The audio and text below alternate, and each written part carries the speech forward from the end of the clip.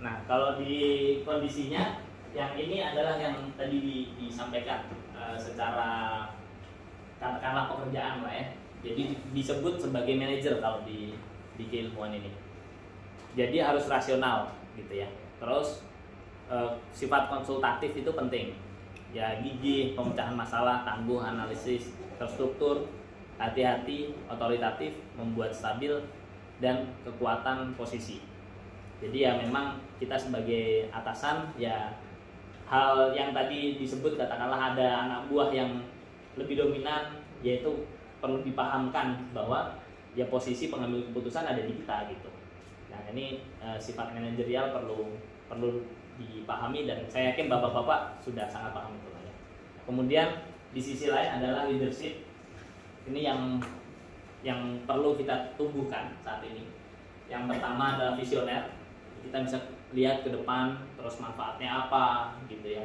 Kenapa kalau tadi mungkin ada aturan-aturan yang istilahnya bad news mungkin ya kita perlu pahami dulu kenapa sih aturan ini dibentuk, kenapa ada gitu, sehingga kita lebih mudah juga menyampaikan ke anak buah kita, ke anggota kita atau ke orang yang kita awasi. Nah selanjutnya adalah kreatif, fleksibel, inspiratif, inovatif, berani, imajinatif, eksperimental, memulai perubahan, dan kekuatan diri. Jadi antara sifat-sifat manajerial dan leadership ini sama-sama perlu kita penuhi sehingga dua-duanya bisa saling mendukung. Istilah sederhananya kalau manajer itu doing the things right, gimana caranya menyelesaikan semuanya dengan baik. Kalau leader bagaimana doing the right things, bagaimana kita melakukan sesuatu itu bisa sebaik mungkin. Ya, mirip-mirip. Kalau di bahasa Inggrisnya kelihatan banget bedanya. Jadi kalau doing the things right, jadi gimana cara melakukannya dengan benar gitu kali ya. Kalau di bahasa Indonesia, kalau yang ini gimana melakukan sebaik mungkin. Nah ini dua-duanya inilah yang perlu kita penuhi. Lebih di atas manajer berarti ya. Nah itu yang tadi disebut anak 1, anak 2, anak 3, anak 4. Jadi masing-masing itu menjadi leader sebetulnya, tapi dengan caranya dan posisinya masing-masing. Nah, sedangkan si manajer ini berbasiskan posisi, tugas dasarnya ini harus begini, ini harus begitu gitu. Nah, yang perlu kita lakukan yang tadi itu Pak, jadi kita perlu memahami diri kita ini seperti apa. Mungkin kita nggak enakan, tapi ada aturan yang strict bahwa ini harus mengikuti itu harus melakukan ini gitu.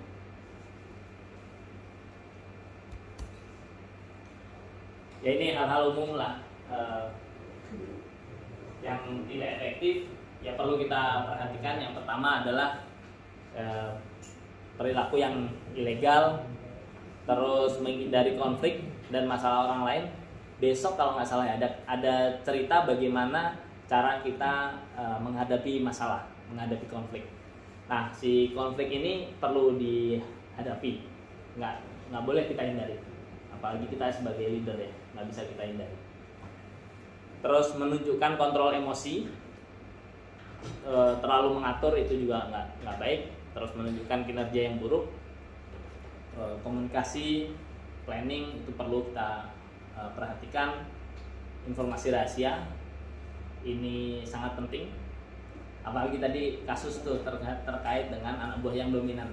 Nah ini sisi tidak baiknya yang seringkali muncul, itu juga dia bisa menyebarkan informasi yang sifatnya rahasia.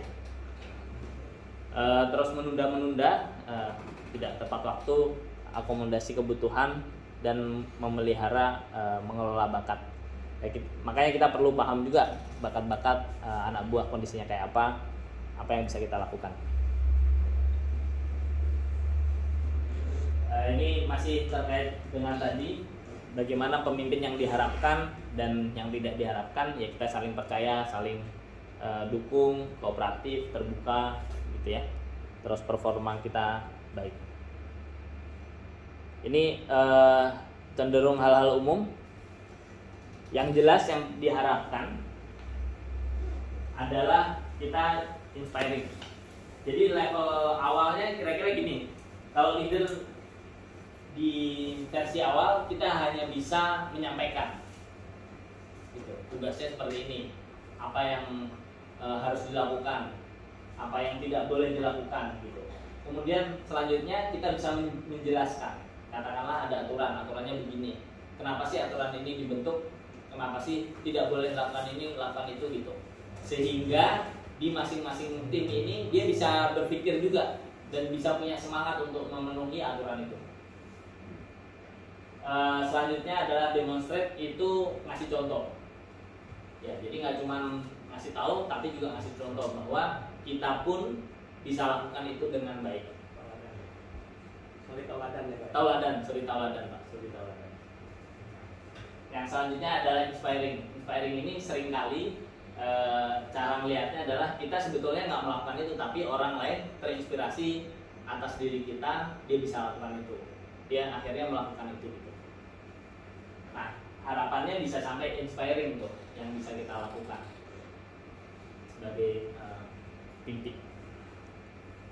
Nah, materinya selesai, tapi sebetulnya mau, karena tadi pembahasannya itu sedikit balik ke DISC ya. Jadi materi DISC ini materi panjang memang.